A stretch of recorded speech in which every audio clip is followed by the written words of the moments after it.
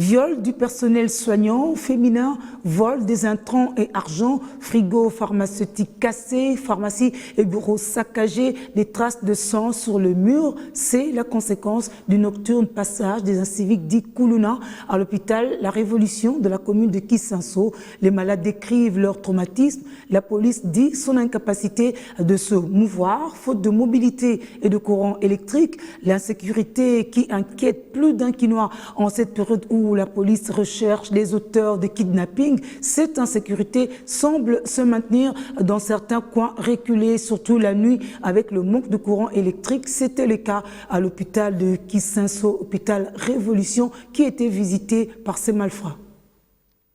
L'ambiance est terne à l'hôpital La Révolution de Kisinso. Nous sommes au lendemain de la nuit la plus dramatique de ce centre hospitalier. 2 infirmières de garde ont été violées par des personnes non autrement identifiées. Le frigo pharmaceutique a été cassé, les pharmacies et bureaux saccagés. On pouvait encore apercevoir du sang au mur et au sol. C'est le bilan du nocturne passage des inciviques dits Kuluna dans cet hôpital.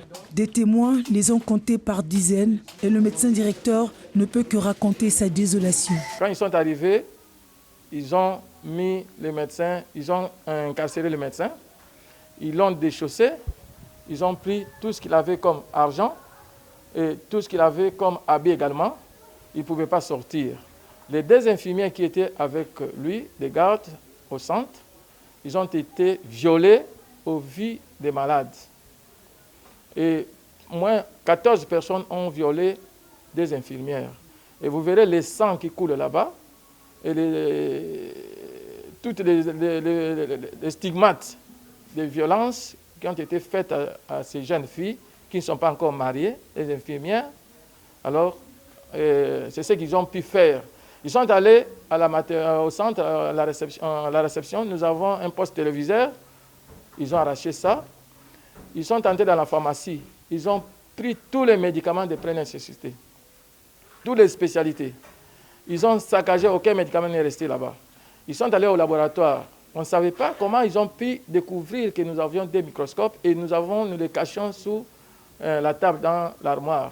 Ils ont pris les 2 microscopes, ils ont pris un appareil photomètre qui nous sert de faire l'examen de biochimie et l'hémogramme complet. Ils ont pris tout le matériel des laboratoires et ils ont saccagé tous les réactifs. Au-delà du viol, ils avaient aussi volé par une ronde effectuée dans cet hôpital. Quelques malades ont préféré quitter aussitôt le centre malgré leur état de traumatisme. Ils craignent une scène similaire, mais les plus résistants sont restés pour témoigner. Je somnolais quand un groupe de Kuluna est entré brusquement dans la chambre où nous étions et nous ont demandé de tout leur donner. Brusquement, sous le choc, une des infirmières est venue s'enquérir de la situation. Alors l'incivique lui a exigé tout l'argent du jour. Elle a répondu que les recettes ont déjà été transférées à la comptabilité.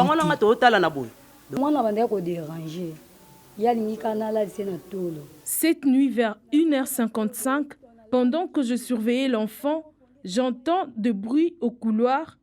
Tout d'un coup, j'aperçois ces assaillants qui circulaient lit en lit pour prendre les téléphones des différents patients endormis et tous leurs biens y compris.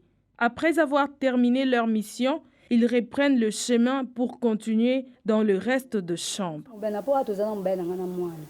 Parmi les bandits, selon le médecin directeur, un jeune du quartier, connu pourtant des agents de l'hôpital qui servait de guide à la bande.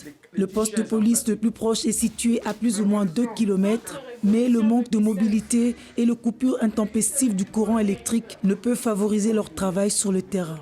Entre-temps, une enquête a été ouverte pour mettre la main sur les auteurs de cet acte.